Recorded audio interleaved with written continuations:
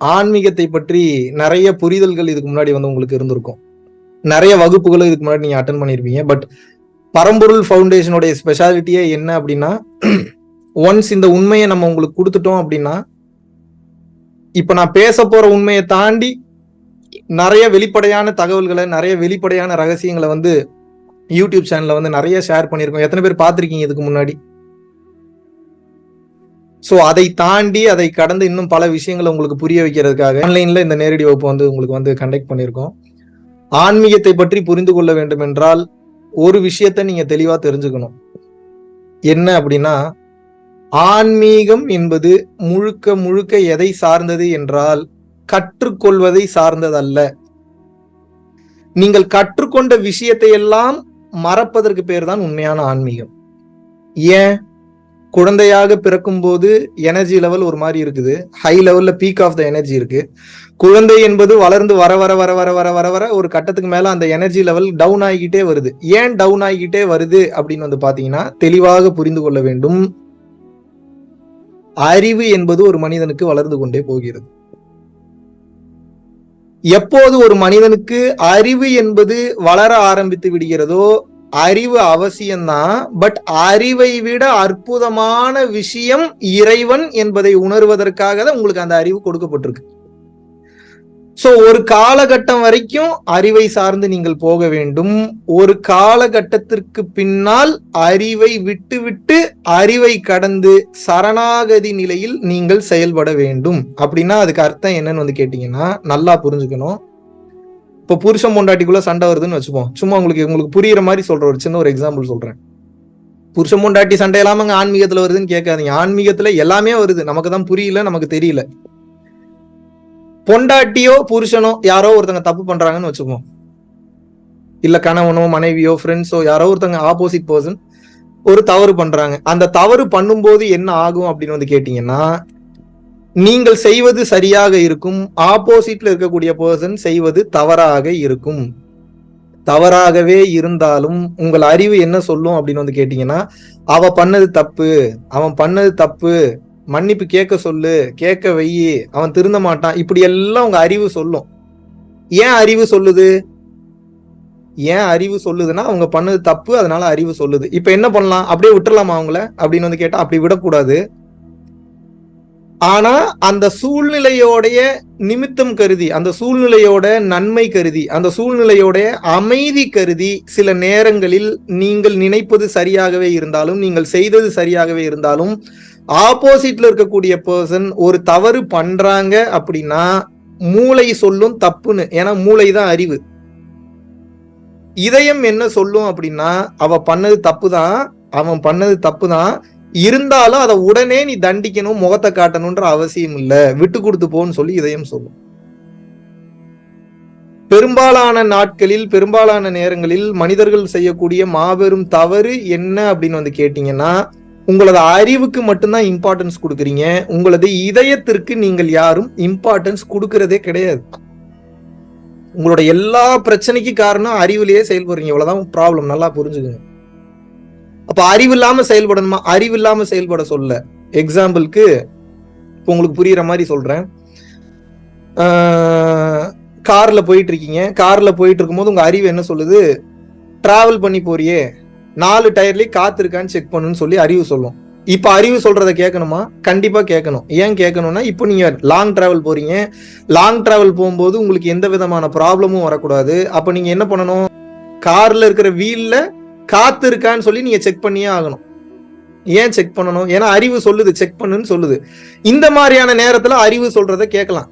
ஆனா எந்த மாதிரியான நேரத்துல அறிவு சொல்றதை கேட்க கூடாதுன்னா, ஒரு சூழ்நிலை என்பது பெரிய பிரச்சனையை ஏற்படுத்துது, பெரிய ப்ராப்ளம் ஏற்படுத்து. அது எந்த சூழ்நிலையா வேணா இருக்கலாம். குடும்பமா இருக்கலாம், இல்ல வந்து ஒரு பள்ளிக்கூடமா இருக்கலாம், இல்லாட்டினா ஒரு காலேஜா இருக்கலாம், இல்ல ஒரு யூனிவர்சிட்டியா இருக்கலாம், இல்ல ஏதாவது ஃப்ரெண்ட்ஸ் கூடக்கூடிய இடமா இருக்கலாம், இல்லைன்னா பப்ளிக் பிளேசஸா இருக்கலாம், இல்ல சொந்தக்காரங்கிட்ட டிஸ்கஸ் பண்ணக்கூடிய இடமா இருக்கலாம்.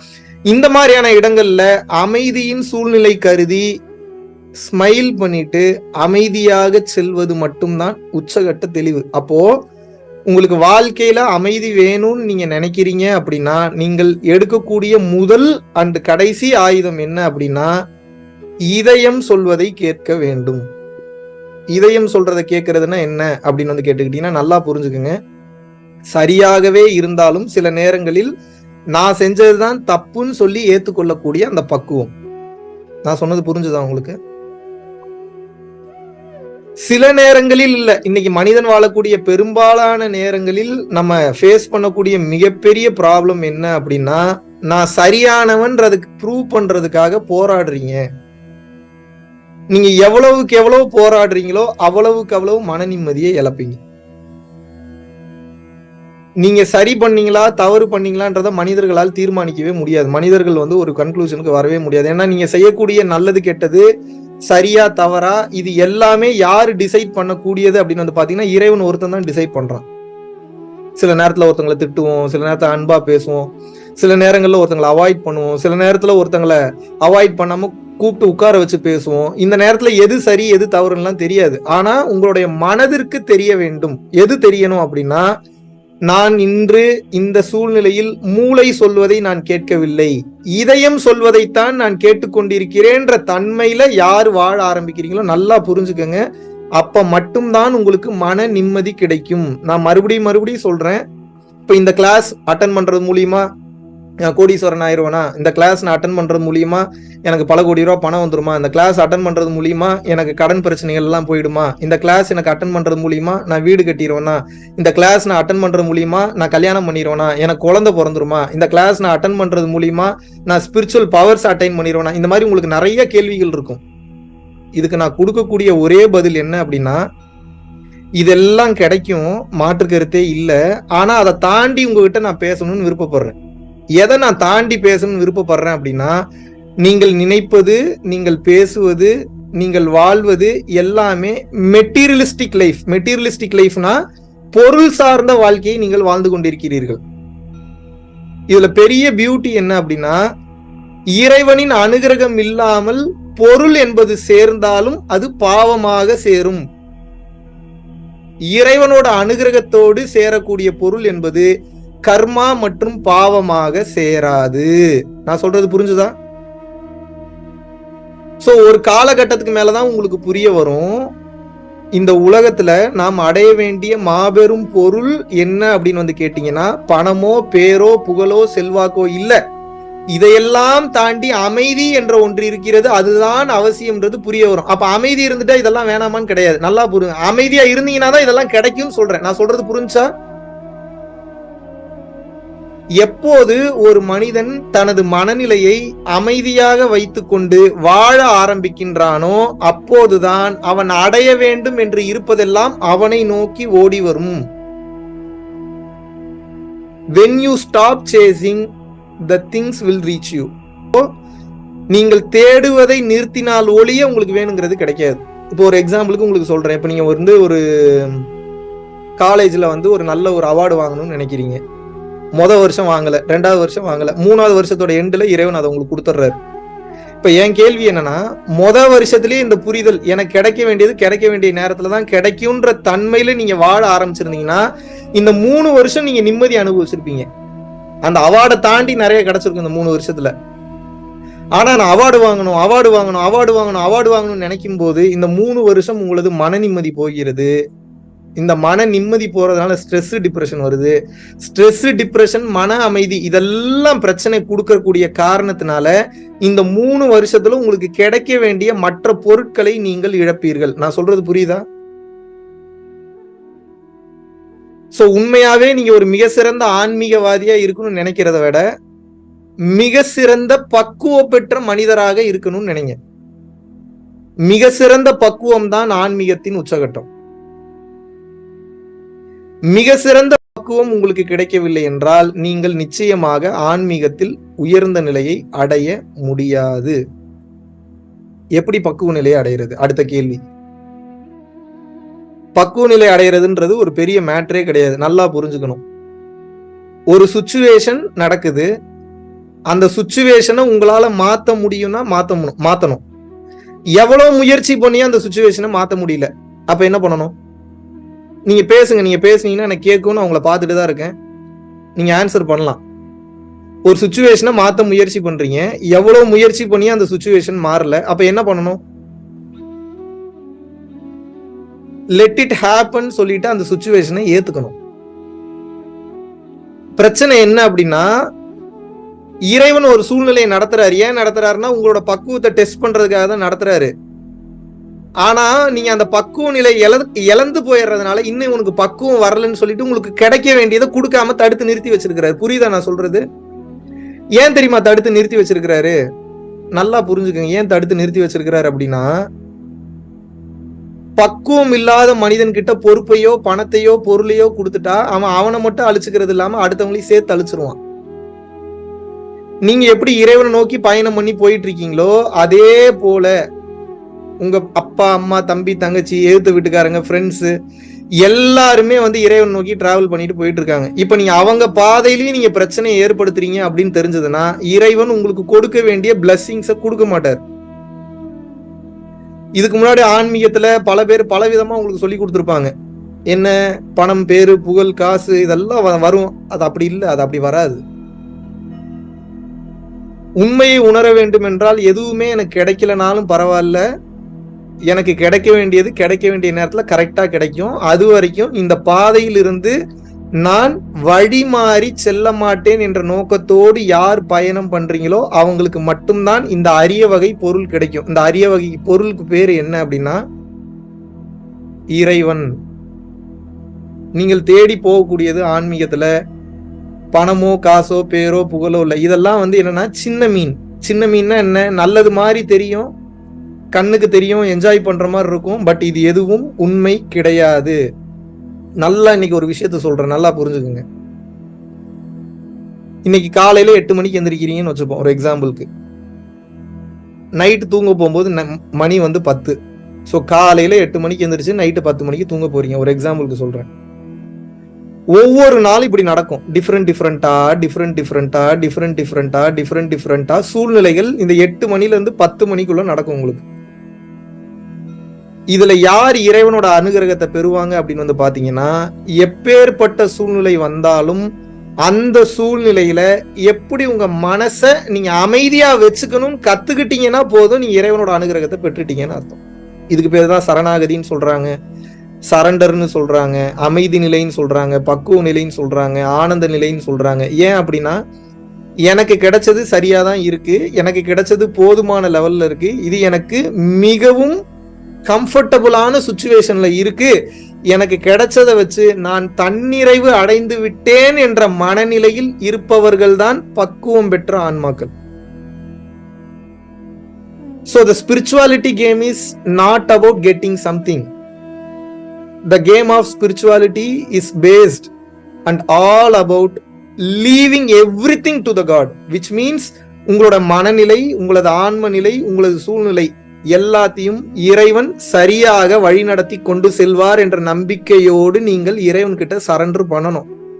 அந்த இறைவனுக்கு பேர் நீங்க என்ன வேணாலும் வச்சுக்கோங்க. அல்லாஹ்னு வச்சுக்கோங்க, சிவபெருமான்னு வச்சுக்கோங்க, பெருமாள்னு வச்சுக்கோங்க, அகத்தியர்னு வச்சுக்கோங்க, போகர்னு வச்சுக்கோங்க, வள்ளலார்னு வச்சுக்கோங்க, பேர் என்ன வேணா வச்சுக்கோங்க. நீங்க புரிஞ்சுக்க வேண்டியது ஒன்றே ஒன்றுதான். என்ன? காலையில 8 மணில இருந்து நைட்டு 10 மணி வரைக்கும் உங்களுக்கு சூழ்நிலை வித்தியாசமா அமையும்.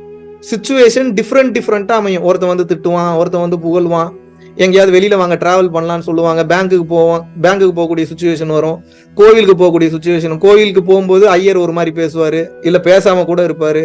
பேங்குக்கு போகும்போது பேங்க் மேனேஜர் ஒரு மாதிரி பேசுவாரு, இல்ல அன்பா பேசுவாரு, இல்ல திட்டுவாரு. டக்குன்னு உங்க ஃபேமிலில இருந்து ஒரு ஃபோன் கால் வரும், நீங்க பண்ணது தப்பும்பாங்க, சரின்னு சொல்லுவாங்க. டக்குன்னு பார்த்தோன்னா குடும்பத்துக்கு நீ செட் ஆக மாட்டேம்பாங்க. இதெல்லாம் மாத்தி நடக்கும். இப்படி எந்த சுச்சுவேஷன் வந்தாலும் இந்த மனசை எப்படி நான் அமைதிப்படுத்தி இதை நான் கவனிக்கிறதுன்ற தன்மைக்கு வந்துட்டீங்கன்னா நீங்க ஜெயிச்சிட்டீங்க.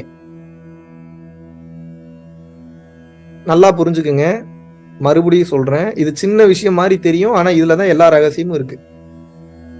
ஒரு நாள் எப்படி வாழ்றதுன்னு கத்துக்கிட்டீங்கன்னா ஒரு வாரம் அதே பேட்டர்ன் தான், ஒரு மாசம் அதே பேட்டர்ன் தான், ஒரு வருஷம் அதே பேட்டர்ன் தான், சாகுற வரைக்கும் அதே பேட்டர்ன் தான். அப்ப நீங்க எதை தெரிஞ்சுக்கணும்? ஒரு நாள் எப்படி வாழ்றது, ஒரு நாள் எப்படி வாழணும்னா சுச்சுவேஷன் உங்களுக்கு வித்தியாசமாக வரும். உங்களை பல மனிதர்கள் பலவிதமாக கேள்வி கேட்பார்கள்.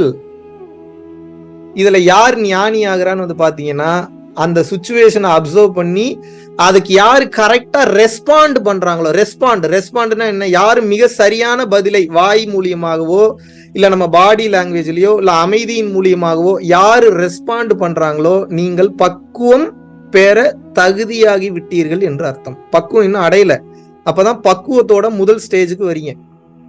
ஏன் நிறைய என்னுடைய ஆய்வுல என்னுடைய அனுபவத்துல இறைவன் எனக்கு உணர்த்திய விஷயத்துல நான் கத்துக்கிட்ட விஷயம் என்ன அப்படின்னா, பல பேருக்கு ஏன் என்ன நினைச்ச பொருள் பெரிய பெரிய பொருள் கிடைக்கல அப்படின்னா, அந்த பொருளை நீங்கள் சரியாக பயன்படுத்தக்கூடிய தகுதி உங்களுக்கு இன்னும் வரவில்லை என்று இறைவன் நினைக்கிறார். ஒரு எக்ஸாம்பிளுக்கு சொல்றேன். இப்ப உங்க கையில ஒரு கன்னு கொடுத்துறோம்னு வச்சுப்போம், சும்மா வச்சுக்கோங்க அப்படின்னு சொல்லி ஒரு கன்னு கொடுத்தாச்சு உங்களுக்கு. இந்த கன்னை வச்சு என்ன பண்ணுவீங்க நீங்க?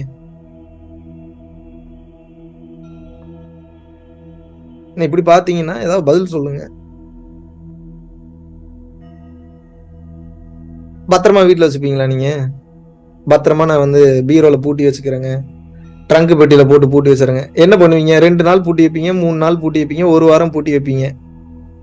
1 வாரம் கழிச்சு தோணும், யாரு இல்லாத இடத்துல போய் சுட்டு பார்க்கலான்னு தோணும். தோணுமா தோணாதா? அப்புறம் எடுத்துட்டு யாரு இல்லாத இடத்துல போய் சுட்டு பார்ப்பீங்க. அப்புறம் ஒரு 4 நாள் 5 நாள் கண்டினியூவா போய் யாரு இல்லாத இடத்துல போய் சுட்டு மாத்தி மாத்தி பார்ப்பீங்க. 6வது நாள் தோணும், சரி யாரு இல்லாத இடத்துலயே சுட்டு பார்க்கறோம், சரி இது இன்னொருத்தவங்க உயிரை எடுத்தா எப்படி இருக்குன்னு பார்ப்போம். ஆனா கோர்ட்டு கேஸ்ன்னு உள்ள போயிருமே, கொலை கேஸ் உள்ள போயிருமேன்னு சொல்லி ஒரு நாயை சுட்டு பார்ப்போம், ஒரு புறாவை சுட்டு பார்ப்போம், ஒரு மயிலை சுட்டு பார்ப்போம், ஒரு குயிலை சுட்டு பார்ப்போம்னு சுட்டு பார்ப்பீங்க. செத்துருச்சுன்னா பரவாயில்ல, இதுக்கு இவ்வளவு பவர் இருக்கா, சரி ஓகே அடுத்து என்ன பண்றது, இன்னொரு ஆளை போட்டு தள்ளுனா எப்படி இருக்குன்னு பார்த்து அப்படி உங்க மைண்ட்ல இருக்கும். ஆனா அது தப்புன்னு தெரியும். இது எப்போ உக்கிரமா மாறும்னா, எப்பயாவது எக்ஸ்ட்ரீம் டிப்ரெஷன் வந்துருச்சு அப்படின்னா, அந்த ஸ்ட்ரெஸ் அதிகமாகிறப்ப என்ன பண்ணுவீங்கன்னா, ஒன்னு எடுத்து நீங்களே சுட்டுப்பீங்க, ஆப்போசிட்ல இருக்கிறவன முடிச்சு கட்டிடுவீங்க. அப்படிதானே பண்ணுவீங்களா மாட்டீங்களா? 200% பண்ணுவீங்க. எப்படி பண்ணாம இருப்பீங்க? அப்போ கன்னை கொடுக்கக்கூடிய போலீஸ்க்கே தெரியுது பக்குவம் இல்லாதவன்ட்ட கன்னை கொடுக்க கூடாதுன்னு. Yes or no? நீங்க கேக்குறது என்ன கேக்குறீங்க? இறை பொருளை கேக்குறீங்க. இறை பொருள்ன்றது என்ன? உங்களால சகலத்தையும் செய்ய முடியும். சகலமுன்னா என்ன? ஒரு உயிரை உருவாக்க முடியும், ஒரு உயிரை அழிக்க முடியும், ஒரு உயிரை கைகால் விளங்காம போக வைக்க முடியும். இன்னும் நீங்க நினைச்சு பார்க்க முடியாத பெரிய பெரிய விஷயங்கள்லாம் இந்த பவரை வச்சு உங்களால செய்ய முடியும். இப்படி செய்ய முடியறப்ப என்ன ஆகும் அப்படின்னா, சும்மா ட்ரை பண்ணி பார்ப்போம், ட்ரை பண்ணீங்கன்னா இன்னொருத்தன் வாழ்க்கை முடிஞ்சு. Yes or no? அப்ப இறைவன் உங்ககிட்ட கேட்கக்கூடிய முதல் விஷயம், கொடுக்கறதுக்கு நான் தயார், வாங்கிக்கிற தகுதி உனக்கு இருக்கா, அதைத்தான் கேட்கிறார்.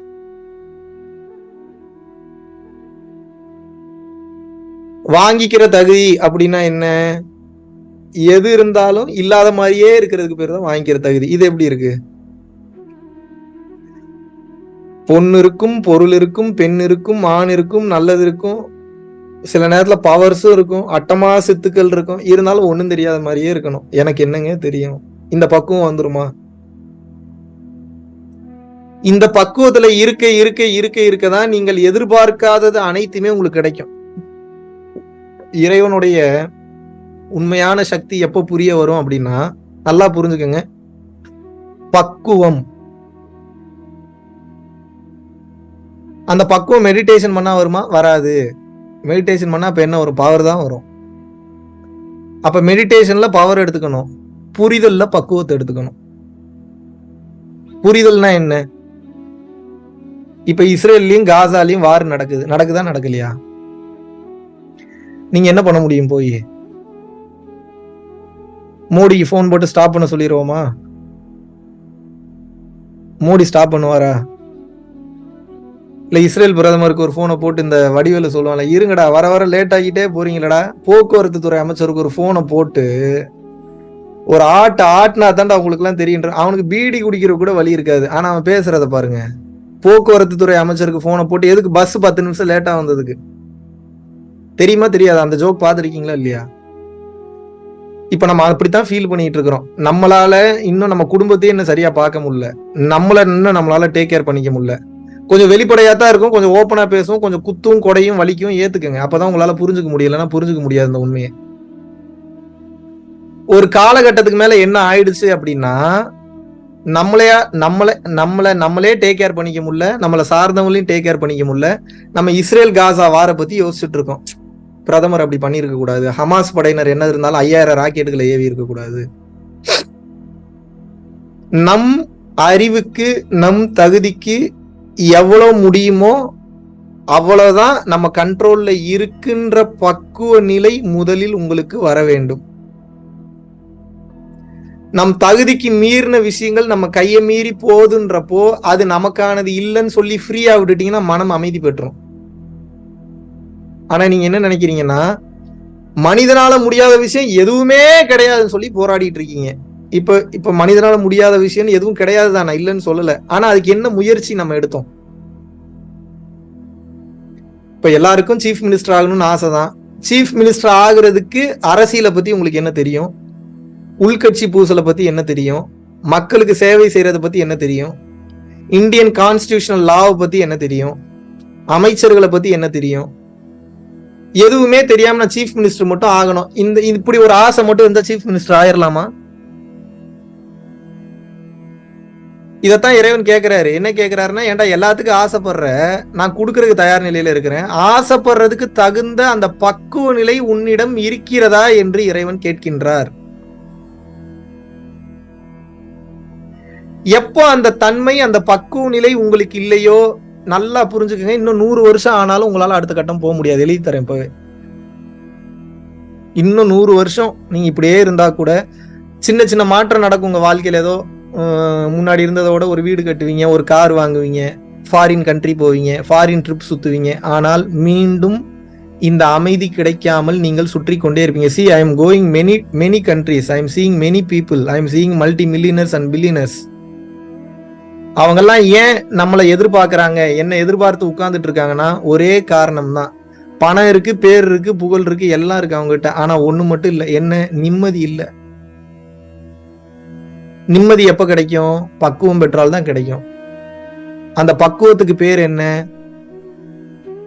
எந்த சூழ்நிலையிலும் என் மனதை எப்படி நான் அமைதியாக வைத்துக் கொள்ள போகிறேன். இவ்வளவுதான். இது நான் மறுபடியும் ஏன் அதை திருப்பி திருப்பி சொல்றேன்னா புரிஞ்சுக்கங்க, இதுலதான் எல்லா மேட்டரும் இருக்கு, எல்லா ரகசியமும் இதுலதான் ஒளிஞ்சிருக்கு.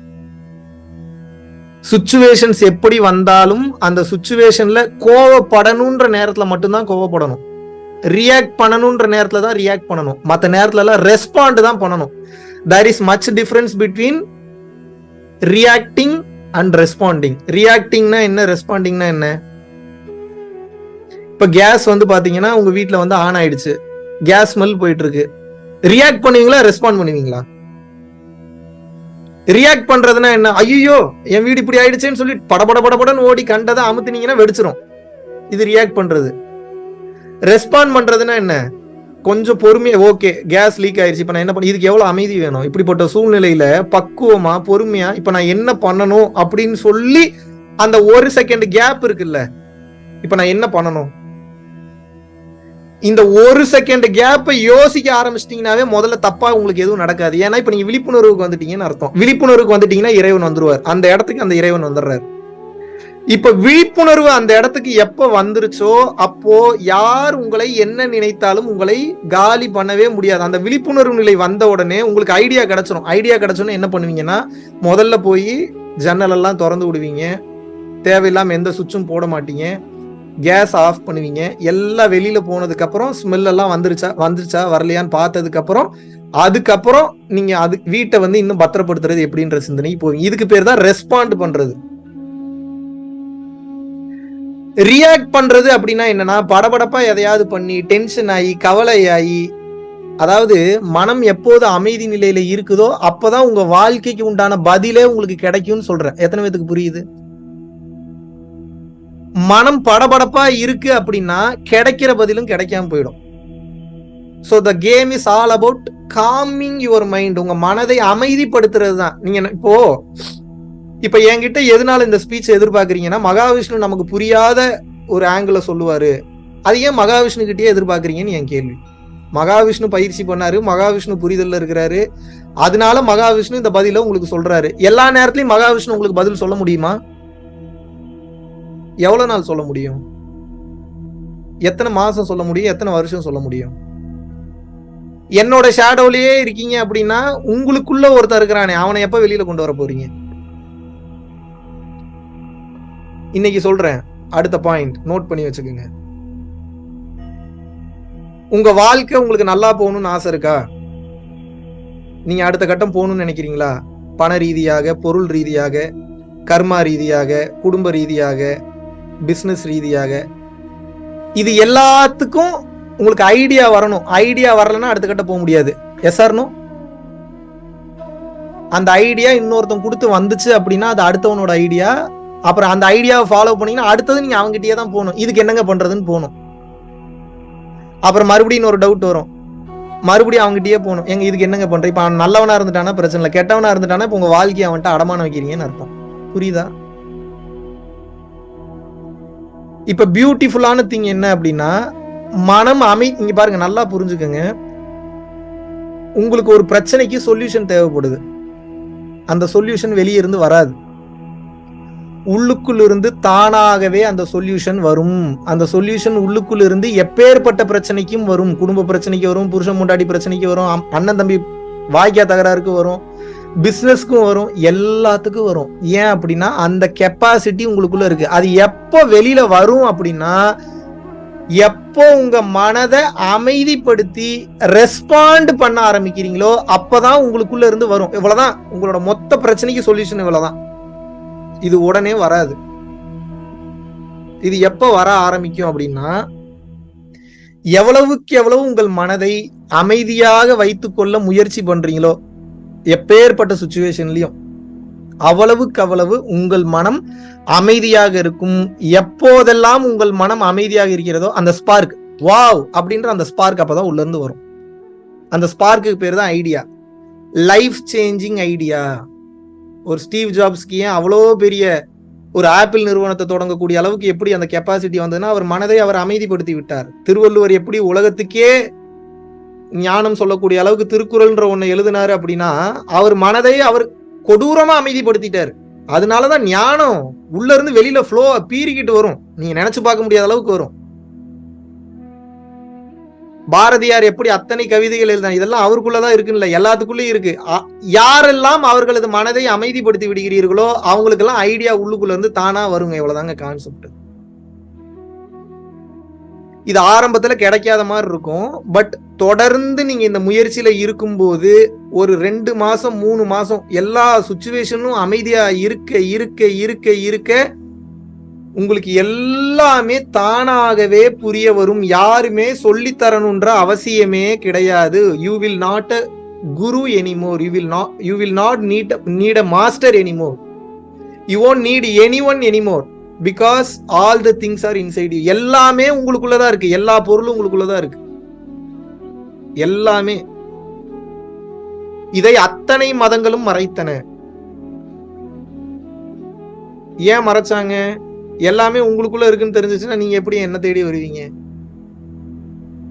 எல்லாமே உங்களுக்குள்ள இருக்கு. எல்லாமே உங்களுக்குள்ள இருக்கு. நட்டக்கல்லு பேசுமோ நாதன் உள்ளிருக்கையில் கல்லப்பறா பேசும். உள்ளுக்குள்ள இறைவன் இருக்காரா? லூசு பயில கோயிலுக்கு போகாத, உள்ளுக்குள்ள இருக்கக்கூடிய இறைவனை பாரு. உனது உடல் தான் பெரும் கோயில், உள்ளம் பெரும் கோயில், ஊன் உடம்பு ஆலயம். இந்த ஊன் உடம்பு தான் ஆலயம்ங்கிறாங்க. அப்ப கோயிலுக்கு போறது தப்பான்னு கேட்டா தப்பு இல்ல. இது எப்படி அப்படின்னா, உங்க வீட்லயே இருக்கீங்க, போர் அடிக்குது. போர் அடிக்கும் போது என்ன பண்றீங்க? உங்க ஃப்ரெண்டு வீட்டுக்கு போறீங்களா? அந்த மாதிரி எப்பயாவது மனம் அமைதி வேணும்னா ஆல்ரெடி அந்த அமைதியான சூழ்நிலைக்கு போகும்போது அந்த அமைதி உங்களுக்கு கிடைக்கும். ஆனா மறுபடியும் வீட்டுக்கு வந்தோடனே அமைதி கிடைக்க மாட்டேங்குது. அப்ப கோயிலுக்கு போய் போய் அமைதி தேடணுமா, இல்ல இருக்கக்கூடிய வீட்டவே கோயிலா மாத்தி அமைதியை தேடணுமா?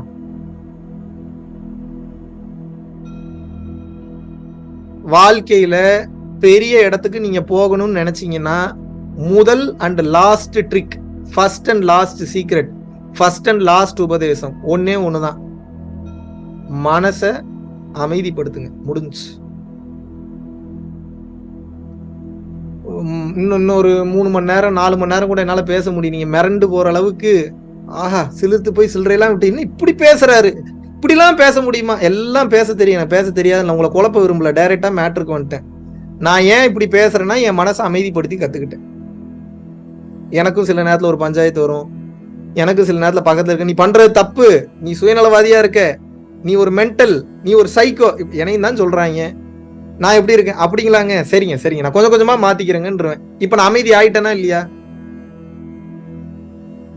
ஏன்னா எனக்கு தெரியும் நான் என்ன பண்றேன்றது எனக்கு தெரியும். அப்ப நான் எல்லாத்துக்கும் இது பதில் கொடுக்கணும்ன்ற அவசியம் இல்லை. அந்த நேரத்துல அந்த ஆட்களுக்கு என்னால் பேசி புரிய வைக்க முடியாதுன்னு தெரிஞ்சதுனால நான் என்ன பண்ணிக்கிறேன், நான் என்னை அமைதிப்படுத்திக் கொள்கிறேன். எப்போது நான் என்னை அமைதிப்படுத்திக் கொள்கின்றேனோ அந்த பிரச்சனையிலிருந்து வெளியே வந்துட்டேன். இங்க உள்தன்மையிலும் எனக்கு பாதிப்பு இல்லை, இறைவனின் அனுகிரகத்தையும் பெற்றுட்டேன். எனக்கு இப்ப ஞானத்துல ஒரு பதிலும் கிடைச்சிருச்சு. எத்தனை பேருக்கு புரியுது? ஏன் இன்னும் உங்களால இதுல அடுத்த கட்டம் போக முடியல அப்படின்னா, சுச்சுவேஷன்ல பதட்டப்படுறீங்க. புருஷன் சரியில்லையா படார்னு பேசிடுறீங்க, பொண்டாட்டி சரியில்லை படார்னு திட்டிடுறீங்க. குழந்தை ஒரு விஷயம் சொல்றதை கேட்க, அது எப்படி கேட்கும்? நீங்க கேட்டீங்களா? உங்க சின்ன வயசுல உங்க அப்பா அம்மா சொன்னதை கேட்டீங்களா? எப்படி உங்க புள்ள மட்டும் நீங்க சொல்றதை கேட்கும்? நம்மளே கேட்கல.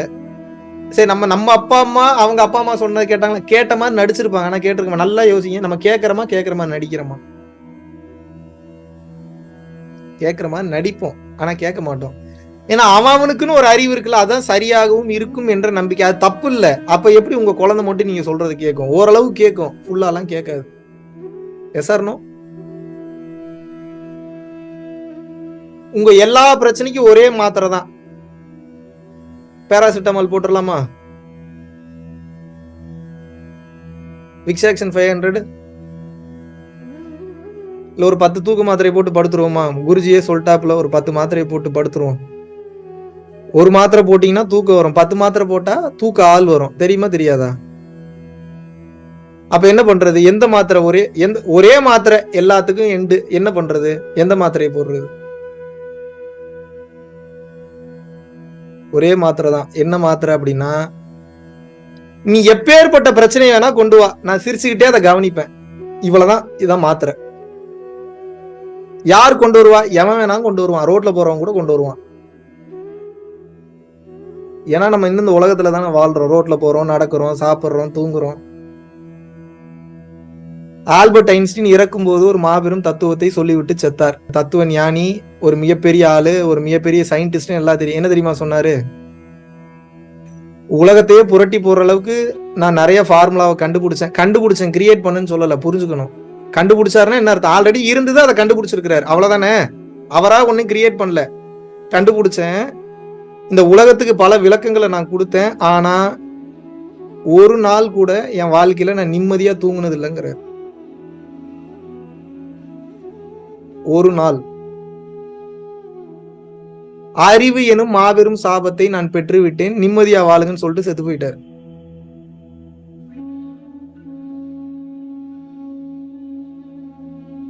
இப்ப அவருக்கு இருக்கிற அறிவுக்கு, அவருக்கு இருக்கிற நாலேஜுக்கு எத்தனையோ ஃபார்முலாவை கிரியேட் பண்ணாரு. ஆனா ஏன் நிம்மதி கிடைக்கல, சந்தோஷம் கிடைக்கலன்னா, அறிவு என்பது அவரை ஆட்கொண்டு விட்டது. எந்த அறிவு? சிற்றறிவு. பேரறிவுன்றது என்ன? லீவிங் எவ்ரிதிங் இஸ் கால்டு பேரறிவு. That is called wisdom. Leaving everything அப்படின்னா என்ன? தேவையில்லாதது, இது என் கண்ட்ரோல் இல்லைன்னு சொல்லி ஃப்ரீயா விடுறதுன்னா ஏதோ இப்ப கையில ஒரு பொருள் இருக்கு, இதை நான் விடுறது கிடையாது. மனதில் இருக்கிறத விட்டீங்கன்னா ஃப்ரீ ஆயிருவீங்க, அவ்வளவுதான். ஒருத்தன் ஒரு துரோகம் பண்ணிட்டு போயிட்டான், ஏமாத்திட்டு போயிட்டான், முடிஞ்ச அளவுக்கு ஃபைட் பண்ணலாம், முடியல போய் தொலைன்னு சொல்லி விட்டுட்டு அடுத்த வேலையை பார்க்கணும். அவங்கிட்ட டைம் ஸ்பெண்ட் பண்றதுக்கு பதிலா அடுத்து நான் என்ன பண்றேன்னு யோசிச்சீங்க அப்படின்னா, நீங்க ஒரு 1 கோடி ரூபாய் இழந்திருக்கீங்கன்னா ஒரு 50 கோடி ரூபாய் சம்பாதிச்சிருவீங்க. எல்லாமே எனர்ஜி தானங்க. உயிரோட இருக்கீங்க, எதை வச்சு செயல்படுறீங்க? எனர்ஜி இருக்கிறதுனாலதான் செயல்படுறீங்க. நடந்து போறீங்க, எதை வச்சு நடக்கிறீங்க? எனர்ஜி இருக்கிறதுனால நடக்கிறீங்க. பேசுறீங்க, எதை வச்சு பேசுறீங்க? எனர்ஜி இருக்கிறதுனால பேசுறீங்க. டிராவல் பண்றீங்க, எதனால டிராவல் பண்றீங்க? எனர்ஜி இருக்கிறதுனால டிராவல் பண்றீங்க. கார் ஓட்டுறீங்க, எதனால கார் ஓட்டுறீங்க? எனர்ஜி இருக்கிறதுனால கார் ஓட்டுறீங்க. இப்ப என் கேள்வி என்னன்னா, எனர்ஜின்ற ஒண்ணு இல்ல அப்படின்னா இதெல்லாம் ஏதாவது பண்ண முடியுமா? இப்ப அந்த எனர்ஜியை தேவையில்லாதவன்ட்ட கொண்டு போய் செலவு பண்ணா எனர்ஜி கெயின் ஆகுமா, டெக்ரீஸ் ஆகுமா? கண்ணு முன்னாடி ஒரு சில நபர்களை இந்த பிரபஞ்சம் கொண்டு வந்து நிறுத்தும். அந்த ஒரு நபர் நல்லவனாவும் இருக்கலாம், கெட்டவனாவும் இருக்கலாம். அவன் ஒண்ணு உங்களுக்கு லெசனை சொல்லி கொடுக்கறக்கா வருவான், அப்படி இல்லைன்னா ஏமாத்துறக்கா வருவான், அப்படி இல்லாட்டா உங்ககிட்ட உறவு முறை கொண்டாடுறக்கா வருவான், இல்ல உங்ககிட்ட இருக்கக்கூடிய ஏதாவது ஒரு பொருளை எடுத்துட்டு போறக்கா வரும். ஆக மொத்தம் எப்பேற்பட்ட ஆள் வந்தாலும் அது உங்களுக்கு ஒரு லெசன் தான். Yes or no? இப்ப உங்க எனர்ஜி அதை நினைச்சே வேஸ்ட் பண்ணக்கூடாதுன்னு சொல்றேன். எவனோ ஒருத்தன் ஏமாத்திட்டு போயிட்டான், இல்ல மிகப்பெரிய ஒரு தப்பு பண்ணிட்டு போயிட்டாங்க. இப்ப நீங்க என்ன பண்ணிட்டு இருக்கீங்கன்னா அதே நினைச்சு ஃபீல் பண்ணிட்டு இருக்கீங்க. உங்க எனர்ஜிலாம் அதே நினைச்சு ஃபீல் பண்ணிட்டு இருக்கும் போது அதிகமாகுமா கம்மியாகுமா? அதிகமாகுமா கம்மியாகுமா? நிச்சயமாக கம்மிதான் ஆகும். இப்ப புத்திசாலி என்ன பண்ணுவான்? சரி போனது போகட்டும், உன் புத்தி அவ்வளவுதான், இதுக்கப்புறம் இவனை சொல்லி திருத்த முடியாது, காலம் அவனை திருத்தும், அவனை திருத்த வேண்டியது என் வேலை கிடையாது, என்ன சொன்னாலும் திருந்தாத ஜென்மமா இருக்கான், ஃப்ரீயா விட்டுட்டு என் வேலையை நான் பாக்குறேன். நிம்மதியா இருக்கனா இல்லையா? இருக்கனா இல்லையாங்க? இப்ப இதுக்கு பேர் நான் ஏமாந்துட்டேன்னு அர்த்தம் கிடையாது. உன் மேல வச்ச நம்பிக்கையை நீ காப்பாத்தலன்னு அர்த்தம். Yes or no? எப்பயுமே புத்திசாலித்தனமா எவன் நம்மளை ஏமாத்த போறான், எவன் நம்மளை ஏமாத்த போறான், இவன் ஏமாத்திடுவானா, அவன் ஏமாத்திடுவான், இது அறிவு. இப்படி அறிவுல செயல்படும் போது உங்களுக்கு எனர்ஜி கிடைக்குமா, எனர்ஜி போகுமா? ஆங்ஸைட்டில இருப்பீங்க நீங்க. டோட்டலா பதட்டம் படபடப்புலயே இருப்பீங்க. இவன் ஏமாத்திடுவானா, அவன் ஏமாத்திடுவானா, இவன் நம்மளை திட்டிடுவாங்களா, அவங்க நம்மளை திட்டிடுவாங்களா, இது எங்கேயாவது போயிருமா, இது ஏதாவது பிரச்சனை வந்துருமான்னு சொல்லி. இதுக்கு பேர் அவேர்னஸ் கிடையாது. அவேர்னஸ்னா என்ன அப்படின்னா கவனிக்கிறதுக்கு பேர் தான் அவேர்னஸ். பதட்டம் படபடப்பு உள்ள பட்டுக்கிட்டே இருக்கீங்கன்னா அதுக்கு பேர் அவேர்னஸா? அதுக்கு பேர் டிப்ரெஷன். டிப்ரெஷன் எப்போ உங்களுக்கு வந்துருச்சோ எடுக்கக்கூடிய முடிவை சரியா எடுக்க மாட்டீங்க, கிடைக்கிறது கிடைக்காம போயிடும். எல்லாத்துக்கும் மேல உங்க லைஃப் ஃபோர்ஸ். லைஃப் ஃபோர்ஸ்னா என்ன? உங்க உயிர் சக்தி என்பது விரயமாகும். உயிர் சக்தி எப்போது விரயமாகிறதோ உங்களது வாழ்க்கையை நீங்கள் இழந்து விடுவீர்கள். வாழ்க்கையை இழந்துட்டீங்கன்னா தெளிவான பேச்சு வராது, தெளிவான சிந்தனை வராது, புத்திசாலித்தனம் இருக்காது, பதட்டம் படபடப்பாயிடும், தோல்லாம் சீக்கிரம் சுருங்கிரும். இப்ப என் தோல் சுருங்கி இருக்கா இல்ல ஃப்ரெஷ்ஷா இருக்கா? 29 வயசு பையன் மாதிரியா இருக்கேன் நானு? டோட்டலா தாடி எடுத்துட்டேன்னா நீங்க உங்களுக்கு டவுட் வந்துடும், மகாவிஷ்ணுவா அப்படின்ற டவுட் வந்துடும் உங்களுக்கு. எப்படி என்னால இப்படி இருக்க முடியுது? ஒன்னு டிஎன்ஏ, ரெண்டாவது மெயின் திங், டிஎன்ஏ தப்பாக இருந்தாலும் கூட மனசை சந்தோஷமா வச்சுக்கிட்டீங்கன்னா தோல் சுருக்கம் ஏற்படாது, உயிர் சக்தி விரயமாகாது. உங்க எனர்ஜிய தேவையான இடத்துல கொண்டு போய் டெபாசிட் பண்ணணும், தேவையில்லாத இடத்துல டெபாசிட் பண்ணக்கூடாது. எத்தனை பேத்துக்கு புரியுது? சோ இப்போ மொத்த கிளாஸோட சாராம்சத்தை சொல்றேன், நல்லா புரிஞ்சுக்கங்க. நிம்மதி வேணுமா? உங்களுக்கு வாழ்க்கையில எல்லாம் கிடைக்கும். பொருள் வேணும், பணம் வேணும்னு ஓடுறீங்களா? பொருள் பணம் மட்டும் தான் கிடைக்கும், நிம்மதி கிடைக்காது. நிம்மதியை நோக்கி ஓடும்போது பொருள் பணம் கிடைப்பதற்கு லேட்டாக இருந்தாலும் கூட அச்சீவ் பண்ணக்கூடிய உயரம் மிக உயர்ந்த உயரமாக இருக்கும். ஏன் அப்படின்னா நல்லா புரிஞ்சுக்கணும், அந்த அந்த டைம் டியூரேஷன் வந்து உங்களை காக்க வைக்கல, உங்களை ரெடி பண்ணுது, உங்களை தயார்படுத்துது.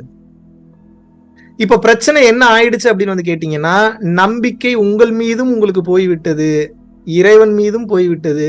ஏன்னா வாழ்க்கைனா என்னன்றதே புரியல, இன்னொருத்தரை தேடி தேடி நாம் ஓட ஆரம்பிக்கின்றோம். தயவு செய்து நான் சொல்லி கொடுக்குற விஷயத்த நீங்க மட்டும் புரிஞ்சுக்காம தெரிஞ்சுக்காம உங்களை மாதிரி கஷ்டப்படுற எல்லாத்துக்கும் சொல்லி கொடுங்க. உனக்கு என்ன பதில் வேண்டும்னாலும் அந்த பதில் உனக்குள்ளேயே இருந்து பிறக்கும். அது எப்ப பிறக்கும்னா, வேகமா ஓடிட்டு இருக்கக்கூடிய மைண்ட் எப்ப ஸ்லோ டவுன் ஆகுதோ அப்போ மேஜிக்கலா உள்ளுக்குள்ள இருந்து வெளியே வரும். எங்க இறைவனே உள்ளுக்குள்ள இருக்கிறாருங்கிறேன். பூர்வ மத்தியத்துக்குள்ள உச்சிக்கு கீழடியோ அண்ணாவிற்கு மேலே வைத்த விளக்கு நித்தமும் எரியுதடி வாழைப்பேன்ற மாதிரி இறைவனே உள்ள இருக்கிறாரு. இறைவனுக்கு ஐடியா தெரியுமா தெரியாதா? உங்க வாழ்க்கையை வாழ வைக்கிறதுக்கு உண்டான ஐடியா தெரியுமா தெரியாதா? உங்க பிசினஸ்க்கு உண்டான டாக்டிக்ஸ் அவருக்கு தெரியுமா தெரியாதா? உங்க குடும்பத்தை எப்படி நல்லா கொண்டு போறதுக்குன்றான அந்த ஐடியா தெரியுமா தெரியாதா? எல்லாம் தெரியும். பட் ஏன் அது வரமாட்டேங்குதுன்னா, அந்த ஆன்மா ஃப்ரெஷ்ஷா இருந்தா தான் அந்த ஐடியாவை கொடுத்துக்கிட்டே இருக்கும். அதை சுத்தி வேற எதுவும் தேவையில்லாத அழுக்குகள் இருக்கக்கூடாது. இப்ப அந்த ஆன்மாவை சுத்தி தேவையில்லாத படலம் இருக்கிறதுனால அது அதனுடைய பிரகாசத்தன்மையை இழந்திருக்கிறது. எப்போது அதனுடைய பிரகாசத்தன்மை இழந்திருக்கிறதோ உங்களுக்கு வேணுங்கிற ஐடியா கிடைக்காது. அப்ப இத்தனை வருஷம் கிடைச்ச ஐடியாலாம் வேலைக்கு ஆகாத ஐடியான்னு அர்த்தம். அதெல்லாம் எதுக்கு அப்படின்னா உங்களை இம்ப்ரூவ் பண்ணிக்கிறக்காக, அவ்வளவுதான். பட் அது மெட்டீரியலைஸ் ஆகி உங்க கைக்கு வந்து அது ஒரு ப்ராடக்டா வரணும், அது உங்களுக்கு நல்ல ரிசல்ட்டா வரணும் அப்படின்னா உங்களுக்கு மன அமைதி ஒன்று மட்டும்தான் வழி. மனம் சாந்தி நிலைக்கு எப்போதெல்லாம் செல்கின்றதோ அப்போதெல்லாம் உங்களுக்கு வேண்டுங்கிற பொருள் கிடைக்கும். இப்ப அடுத்த கட்டம் சொல்றேன். இப்ப ஒரு கட்டத்துக்கு மேல இப்ப நான் சொல்றதை புரிஞ்சுக்கிட்டு மன அமைதிக்கு நீங்க ட்ரை பண்ணிருவீங்க. மன அமைதி வரும்போது நிறைய ஐடியாஸ் வரும், நிறைய தெளிவு வரும், ஆன்மீக சக்தி வரும், நிறைய அருள் கிடைக்கும். அப்போ இந்த பூமியில வேணுங்கிற எல்லாத்தையும் அச்சீவ் பண்ண ஆரம்பிப்பீங்க. எல்லாத்தையும் அச்சீவ் பண்ணீங்க, ஒவ்வொன்றா அச்சீவ் பண்ணீங்க. அவங்களுக்கு என்ன விதிக்கப்பட்டிருக்கோ அதெல்லாம் அச்சீவ் பண்ணுவீங்க. அச்சீவ் பண்ணும்போது மறுபடியும் மைண்ட் ஓட ஆரம்பிக்கும் ஆசைகள்ல. மறுபடியும் ஸ்லோ டவுன் பண்ணணும். முதல்ல ஒண்ணுமே இல்லாம இருந்தீங்க, அதனால ஈஸியா ஸ்லோ பண்ணிட்டீங்க. இப்ப எல்லாமே கிடைக்கும், இப்பயும் ஸ்லோ பண்ணணும். ஒரு கட்டத்துக்கு மேல எல்லாம் கிடைக்க கிடைக்க கிடைக்க கிடைக்க மனம் அமைதியாக இல்லாம தறிகட்டு ஓட ஆரம்பிக்கும், அப்பயும் ஸ்லோ டவுன் பண்ணணும். ஒரு கட்டத்துல ஹேண்ட் பிரேக்கை போட்டு வண்டி நிப்பாட்டி ஆஃப் பண்ணிட்டீங்கன்னா முடிஞ்சு, சமாதி, முக்தி அடைஞ்சிட்டீங்கன்னு அர்த்தம். எத்தனை பேருக்கு புரியுது? ஓரளவுக்காவது புரிஞ்சுக்க முடியுதா நான் சொல்றது? இதுக்கு இந்த மார்க்கத்துல இருக்கணும், இந்த மதத்துல இருக்கணும், இந்த சாமியை கும்பிடணும்லாம் அவசியம் இல்லை. எந்த சாமி வேணாலும் வந்து ஹெல்ப் பண்ணும் உங்களுக்கு. ரோட்ல போறீங்க, ஒரு சித்தர் வராரு, ஆசீர்வாதம் செய்கிறேன், பல கோடி ரூபாய் பெறுவார் அப்படின்னா உன் ஆசீர்வாதம் வேணான்ட்டு போயிருவீங்களா? நீங்க கிறிஸ்டியானிட்டியில இருக்கீங்க, இல்ல இஸ்லாம் மதத்துல இருக்கீங்க, ரோட்ல எவனோ ஒருத்தன் போறான், அவன் சித்தர்னு கூட தெரியாது, நல்லா இருப்ப அப்படின்ட்டு போயிட்டாரு. நல்லா இருப்பேன்ட்டு போனோடனே நீங்க நல்லா ஆயிட்டீங்க, ஒரு வாரத்துல பெரிய ஆளாயிட்டீங்க, வேணான்றீங்களா எல்லாத்தையும்? இப்படித்தான் வான் மார்க்கமாக நிறைய சித்தர்கள் வந்து பயணம் பண்ணிட்டு போயிட்டு இருப்பாங்க. பக்குவம் பெற்ற ஆளா இருக்கீங்கன்னா அவங்களுக்கு நல்லா தெரியும். இறங்கி வந்து உங்க கண்ணுக்கே தெரியாம உங்களை பிளஸ் பண்ணிட்டு போயிடுவாங்க. நீ தூங்கும் போது பிளஸ் பண்ணுவாங்க, நடக்கும் போது பிளஸ் பண்ணுவாங்க, கார்ல இருக்கும்போது பிளஸ் பண்ணுவாங்க, வண்டி ஓட்டிட்டு இருக்கும்போது பிளஸ் பண்ணுவாங்க. Even while you having sex they will bless you. நீங்க அப்படி மட்டும் அவரை சாதாரணமா நினைக்க, எந்த சூழ்நிலையில வேணாலும் வந்து பிளஸ் பண்ணிட்டு போவாங்க. அவங்க உங்களை பிளஸ் பண்ணணும் அப்படின்னா அதுக்கு முதல்ல தகுதியை வளர்த்துக்கணும். தகுதியை வளர்த்துக்கிறதுனா என்ன? மனதை அமைதிப்படுத்த எப்போது நீங்கள் முயற்சி செஞ்சீங்க அப்படின்ற அந்த பேட்டர்னை தான் எடுப்பாங்க. ஒன்ஸ் நீங்க மனசை அமைதிப்படுத்தக்கூடிய அந்த முயற்சியை எடுக்கிறீங்கன்றது தெரிஞ்சிருச்சு அப்படின்னா இந்த ஆன்மா அதற்கு தகுதியாகி விட்டது என்று சொல்லி நீங்கள் கேட்கின்ற அனைத்தையும் உங்களுக்கு அவர்கள் கொடுத்து விடுவார்கள். இவ்வளவுதான் ரகசியம். உங்க கண்ணுக்கே தெரியாம நிறைய ஏஞ்சல்ஸ் இங்க சுத்திட்டு இருக்கு. ஏஞ்சல்ஸ்னா என்ன? இறைவனின் தூதர்கள்னு அர்த்தம். இறைவனோட வேலைய செய்யறதுக்காக அவங்களோட ராஜாங்கம் கண்ணுக்கு தெரியாம நிறைய செயல்பட்டு இருக்கு. உங்க குலதெய்வம் இருக்கலாம், இல்ல வேற ஏதாவது ஏஞ்சல்ஸ் இருக்கலாம், இல்ல வேற ஏதாவது சிறு தெய்வம் இருக்கலாம், பெரிய தெய்வம் இருக்கலாம். இதெல்லாம் எப்போ உங்களுக்கு சப்போர்ட் பண்ண ஆரம்பிக்கும் அப்படின்னா அது கொடுக்குற மெசேஜை எப்ப நீங்க ரிசீவ் பண்ற கெப்பாசிட்டியில இருக்கீங்களோ அப்பதான் உங்களுக்கு பிளஸ் பண்ணி உங்களை நினைக்கிறவங்களுக்கு நல்லது ஏற்படுத்தக்கூடிய லெவலுக்கு உங்களை பெரிய ஆளா மாத்திரும். இது எப்ப நடக்கும்? மனம் அமைதி பெற்றாதான் நடக்கும், இல்லைன்னா நடக்காது.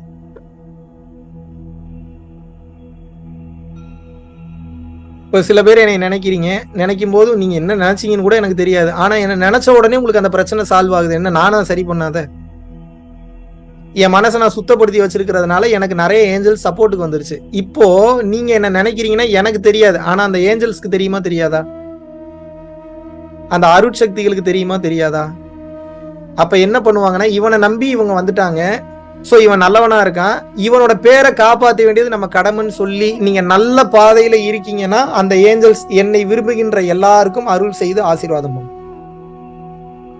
இப்படி நிறைய நடந்திருக்கு. குழந்தை இல்லாதவங்களுக்கு குழந்தை போறதுக்கு, உடம்பு பிரச்சனை நிறைய சரியா இருக்கு, பிசினஸ்ல டாப் லெவல்ல இருக்காங்க. இன்னும் பெரிய பெரிய மிராக்கள்லாம் நடந்திருக்கு. நான் சொல்றதெல்லாம் கம்மி. நீங்க இப்படி ஆகணும்னு ஆசை இருக்கா இல்லையா? இப்படி ஆகணும் அப்படின்னா உங்களது ஆன்ம சக்தி வெளிப்படணும். ஆன்ம சக்தி எப்ப வெளிப்படும் சொல்ற, நல்லா கேட்டுக்கங்க. 4 பேர் நல்லா இருக்கணும்னு நினைச்சு என்னைக்கு நீங்க வாழ ஆரம்பிக்கிறீங்களோ அப்பதான் செயல்படும், அது வரைக்கும் செயல்படாது. என் குடும்பம் மட்டும் நல்லா இருந்தா போதும், சம்பாதிக்கிற வருமானம் எனக்கு கரெக்டா இருக்கு, என் பொண்டாட்டி கரெக்டா இருக்கு, என் புருஷனுக்கு கரெக்டா இருக்கு, என் குழந்தைங்களுக்கு கரெக்டா இருக்குன்னா ஓகே, கரெக்டா இருக்குல்ல வச்சுக்க, இந்த பக்கம் வந்துடாதுன்னு உங்க இறைவன் உங்க பக்கம் வரவே மாட்டார். எப்ப அளவு கடந்த பொருளை உங்களுக்கு கொடுப்பாரு அப்படின்னா இவனுக்கு கொடுக்கறத எல்லாத்துக்கும் கொடுக்கறான், ஷேர் பண்றான், ஷேரிங் அண்ட் கேரிங் எவனுக்கு இருக்கோ அவனுக்கு தான் இறைவன் இறங்கி வருவார்.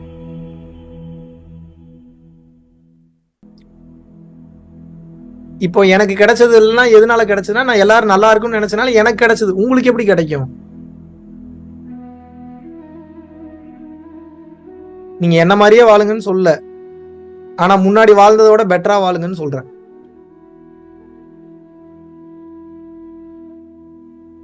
கருணையாக நீங்கள் இருக்க இருக்க உங்கள் ஆன்மாவை சுற்றி உள்ள படலம் கொஞ்சம் கொஞ்சமாக விலகும். அந்த படலத்துக்கு பேர் என்னன்னா இக்னோரன்ஸ், அறியாமை, இருள், எப்படி வேணாலும் சொல்லலாம்.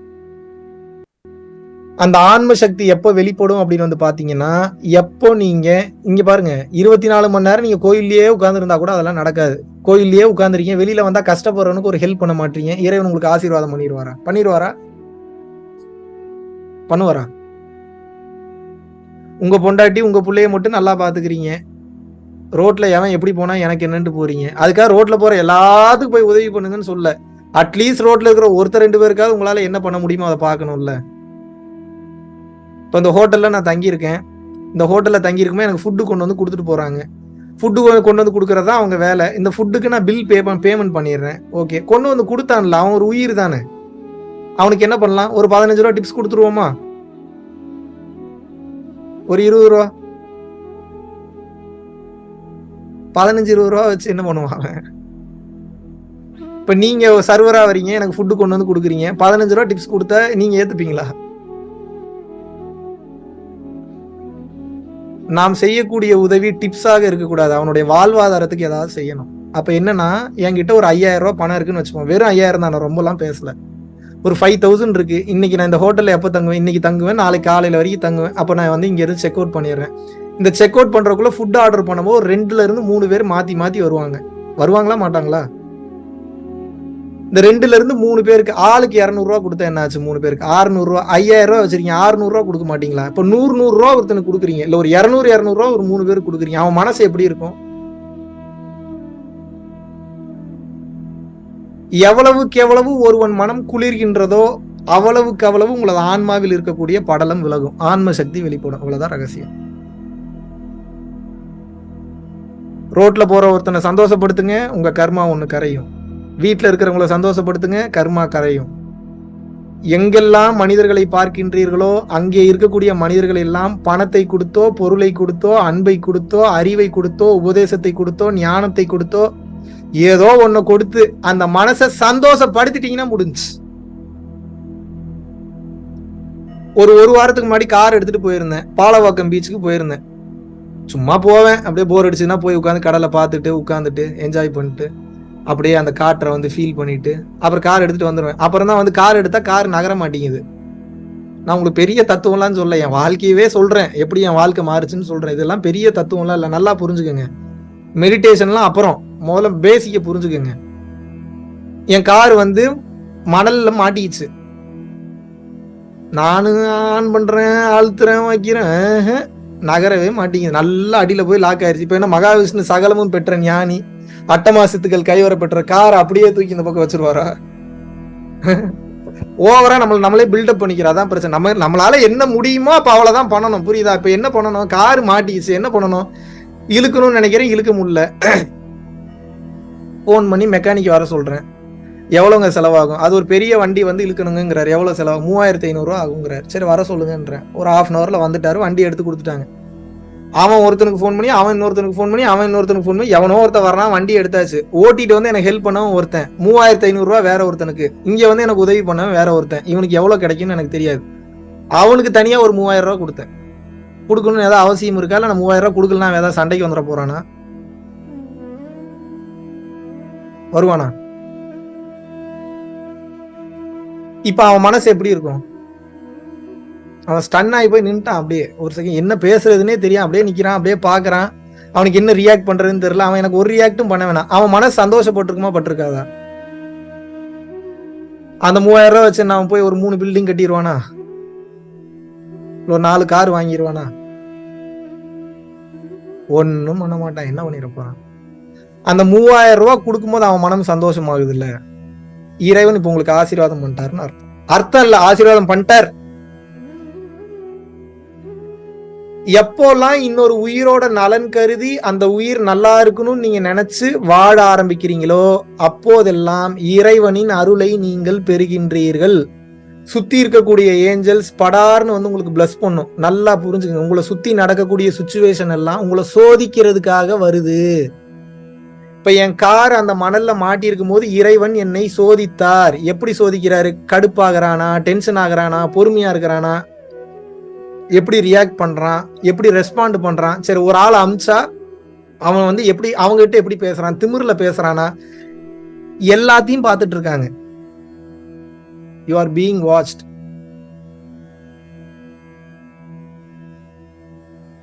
எவ்வளவுக்கு எவ்வளவு உங்களது மனதை இன்னொரு உயிர் நல்லா இருக்கணும்ன்றதுக்காக நீங்க ஸ்பெண்ட் பண்றீங்களோ அவ்வளவுக்கு அவ்வளவு பக்குவம் அடைவீர்கள், நீங்கள் ஞானம் பெறுவீர்கள். நீங்க எந்த மதத்துல இருந்தீங்கனாலும் சரி. The game of life is caring others, taking care of others, helping others. இன்னொன்னு சொல்ற, நல்லா புரிஞ்சுக்கங்க. இன்னொருத்த நல்லா இருக்கணும்னு நீங்க எது பண்ணீங்கனாலும் அது பல மடங்கு உங்களுக்கு திருப்பி வந்துடும். பல மடங்கு திருப்பி வரும். பணம் கொடுத்தீங்கன்னா பணம் பல மடங்கு திருப்பி வரும். அன்பு கொடுத்தீங்கன்னா அன்பு பல மடங்கு திருப்பி வரும். நீங்க நினைச்சு பார்க்க முடியாதெல்லாம் உங்களுக்கு நடக்கும். ஒரு வாரத்துக்கு முன்னாடி ஒரு ஃபாரின் கண்ட்ரில இருந்த சிங்கப்பூர்ல இருந்தேன். ஒரு ஷாப்புக்கு போறேன். போய் ஒரு மெட்டீரியல் ஒன்று பர்ச்சேஸ் பண்றேன். கேக்குதா? நான் பேசுறது கேக்குதா? ஒரு மெட்டீரியல் ஒன்று பர்ச்சேஸ் பண்றேன். பர்ச்சேஸ் பண்ணும்போது அந்த பொருளோட ஆக்சுவல் ரேட்டை விட அவன் ஒரு ஒரு $500 ஜாஸ்தி வந்து அவன் கோட் பண்ணியிருக்கான். $500 சிங்கப்பூர் டாலர் கோட் பண்ணியிருக்கான். எனக்கு நல்லா தெரியுது ஜாஸ்தி. நீ ஏன்டா இவ்வளவு ரேட் வச்சு விற்கிறேன்னு கேட்குறேன். ரொம்ப இல்ல சார், இது இப்படிதான் சார், அப்படிதான் சார். நான் ஏதாவது பார்த்து கம்மி பண்ணி கொடுறா. இல்ல சார், பண்ண முடியாது சார். எவ்வளவுதான் கம்மி பண்ண முடியும் சார்? என்னால் மிஞ்சி போன ஒரு $50 கம்மி பண்ண முடியும். சரி குர்றான்னு சொல்லி $50 கம்மி பண்ணி அந்த பொருளை வாங்கிட்டேன்னா அந்த பொருளுக்கு உண்டான ரேட்டு ஜாஸ்தி. ஆனா இதை நீ செலவுக்கு வச்சுக்கடான்னு அவனுக்கு ஒரு $200 கொடுத்துட்டு வந்தேன். ஒரு மாதிரி ஆயிட்டாங்க. அவனுக்கு எப்படி ரியாக்ட் பண்றதுன்னே தெரியல. கொஞ்ச நேரத்துல இவர்கிட்ட போய் சண்டை போட்டோமே, ஐயோ என்ன பண்றது ஏது பண்ற. அப்ப நான் வெளியில நின்று அப்புறம் போன் பேசிட்டு இருந்தேன். என்ன நினைச்சான்னு தெரியல, வேகமா வெளியில வந்தவன் வேற 2 மெட்டீரியல் எடுத்து சார் இதை காம்ப்ளிமெண்டா வச்சுக்கோங்கன்னு கொடுத்துட்டு போறான். என் பக்கத்துல இருந்தவர் என்னை பாக்குறாரு, என்னப்பா என்னென்னமோ நடக்குது. நான் எதை விதைத்தேன்? நீ நல்லாடுறான்னு விதைச்சேன். நீ எனக்கு இந்த 2 பொருள் கொடுப்பன்றதுக்கு நான் விதைக்கல. நான் என்ன பண்ணேன், நீ நல்லாடுறான்றதுக்காக அவனுக்கு நான் ஒண்ணு கொடுக்குறேன். அந்த நல்லாடுறான்னு சொல்லி இவன் பார்கெயின் பண்ணுவான்னு பார்த்தா அந்த பார்கெயின் பண்ணதுக்கு மேல நம்ம நல்லா இருக்குன்னு கொடுத்துட்டு போறான்னு அவனுக்கு ஒரு மாதிரி ஆகி அந்த குற்ற உணர்ச்சிக்கு ஆளாகி அந்த வினாடி அவனோட ஆன்மாவை போய் நான் தொட்டுட்டு பேசாம வந்துட்டேன். ஆனா எனக்கு இறைவன் என்ன கொடுத்தாரு பாருங்க. அவன் சாகுற வரைக்கும் என்னை மறக்க மாட்டான், எழுதி தரணும். மறப்பானா மறக்க மாட்டான். எப்பெல்லாம் அவன் என்னை நினைச்சு சந்தோஷப்படுறானோ அப்பெல்லாம் எனக்கு அருள் வந்து டெபாசிட் ஆகிட்டே இருக்கும் என் அக்கௌண்ட்ல. எப்படி ஏதாவது புரிஞ்சுக்க முடியுதா நான் சொல்றத?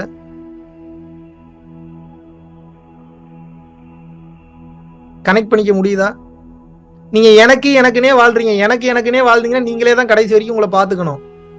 எதிர்பாராத மிராக்கிள் எதிர்பாராத நேரத்துல நடக்கணும். எதிர்பாராம எனக்கு நிறைய நல்லது நடக்கணும். நான் எங்கேயோ போகணும். நான் உயர்ந்த கட்ட நிலைக்கு போகணும். நான் மிக உயர்ந்த நிலைக்கு போகணும்னா பல பேரோட மனசுல நீங்க இடம் பிடிச்சிருக்கணும். அப்பதான் அந்த லெவலுக்கு எல்லாம் போக முடியலன்னா போக முடியாது.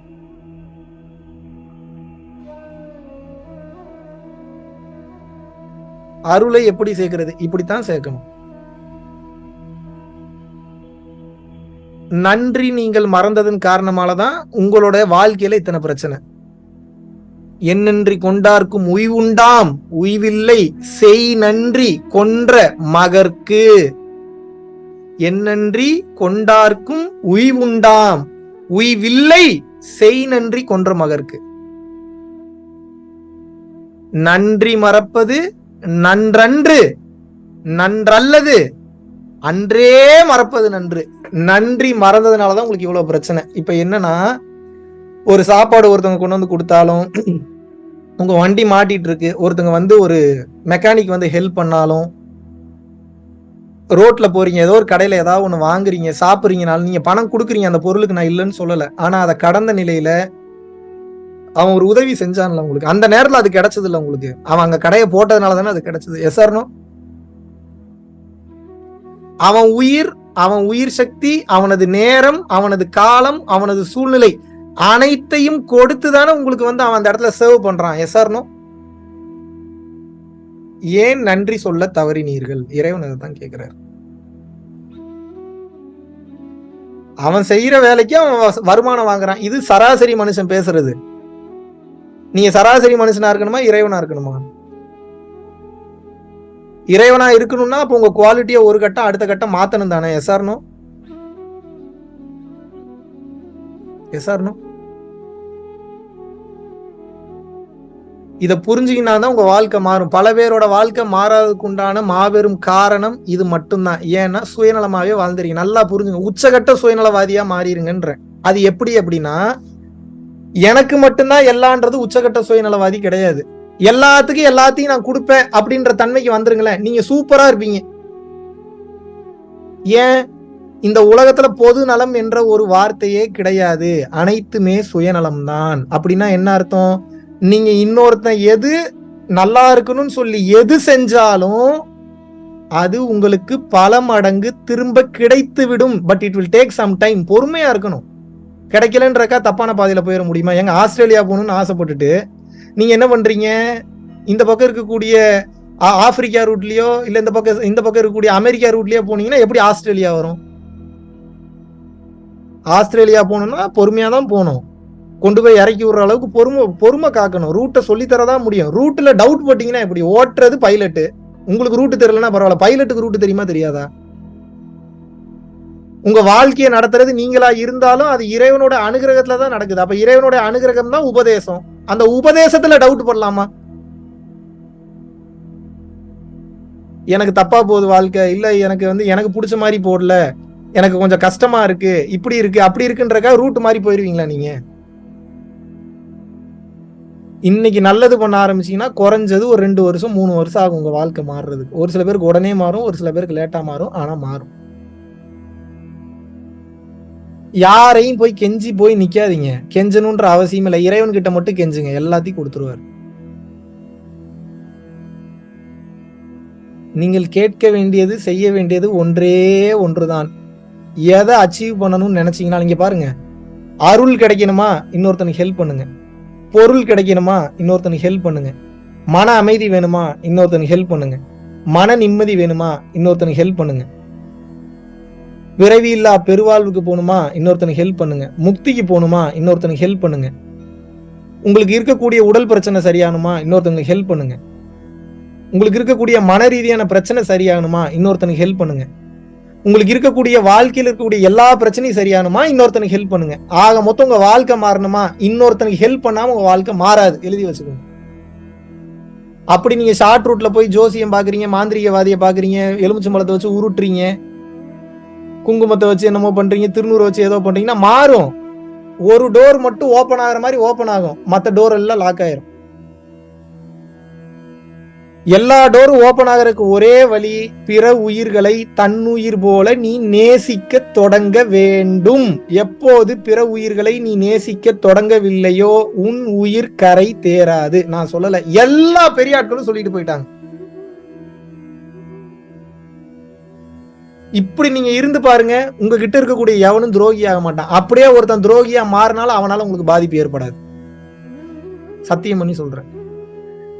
எப்ப இன்னொரு உயிர் நல்லா இருக்கணும்ன்ற தன்மையோட வாழ்றீங்களோ விசுவாசிகளை நீங்கள் பெறுவீர்கள். விசுவாசி விசுவாசமா இருப்பான், வேலைக்காரன் வேலைக்காரனா தான் இருப்பான். என்னைக்கு வேணாலும் இன்னொருத்தங்கிட்ட போய் வேலை பார்க்க போயிடுவான். மைண்ட்ல வச்சுக்கோங்க.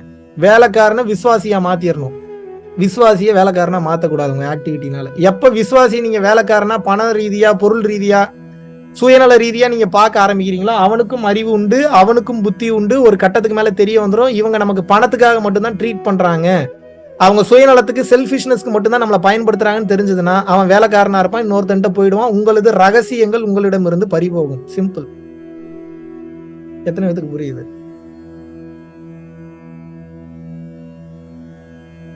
உங்க வாழ்க்கை மாறணும்னா ஒரே மேட்டர் தான், சகட்டு மேனிக்கு ஹெல்ப் பண்ணுங்க. உங்களுக்கு வேணுங்கிறதெல்லாம் வச்சுக்கோங்க. ஏப்பா என்கிட்டே வெறும் 100 ரூபா தான் இருக்கு, இதுல போய் என்ன ஹெல்ப் பண்றது? 100 ரூபா தான் இருக்குன்னா 5 ரூபா ஹெல்ப் பண்ணுங்க. என்கிட்ட வெறும் 5 ரூபா தான்ப்பா இருக்கு, என்னப்பா நான் பண்றது? 10 பைசா ஹெல்ப் பண்ணுங்க. எத்தனை பைசா? என்கிட்ட வெறும் 10 பைசா தான்ப்பா இருக்கு, 1 பைசா செலவு பண்ணுங்க. என்கிட்ட ஒண்ணும் இல்லப்பா, என் வீட்டுல கொஞ்சோண்டு சமைச்ச சாப்பாடு தான்ப்பா இருக்கு, அப்படியா கொஞ்சோண்டு சாப்பிட்டுட்டு மீதி கொஞ்சோண்டு எடுத்துக்கொண்டு எறும்புக்கு வைங்க. இதுக்கு மேல எப்படி உங்களுக்கு நான் சொல்லி தரது வாழ்க்கைய? எப்போதெல்லாம் ஒரு உயிர் உங்களை நினைத்து பெருமைப்படுகிறதோ சந்தோஷப்படுகிறதோ உங்களால் இன்னொரு உயிர் பலன் அடைந்ததோ அப்போ நீங்க இறைவனோட பாதையில வந்துட்டீங்கன்னு அர்த்தம். உங்க கர்மா மொத்தமா அழியும், அடுத்த பிறவி கிடையாது. இவ்வளவுதான் ரகசியம். நான் இதெல்லாம் ரொம்பலாம் போட்டு குழப்ப விரும்பல. இன்னும் சிறப்பா சொல்றேன், அன்னதானம் அடிக்கடி பண்ணீங்கன்னா உங்க வாழ்க்கை டோட்டலா மாறிடும். அன்னதானம் அடிக்கடி பண்ணுங்க, அடிக்கடி பண்ணுங்க.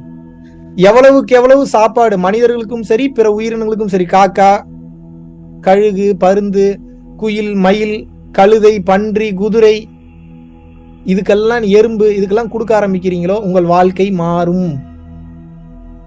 நினைத்து பார்க்க முடியாத அளவுக்கு மாறும். ஒண்ணு நீங்க பண்ணுங்க, இல்ல யாரு பண்றாங்களோ அவங்ககிட்ட கொடுத்து பண்ணுங்க. ஆனா பண்ணணும்.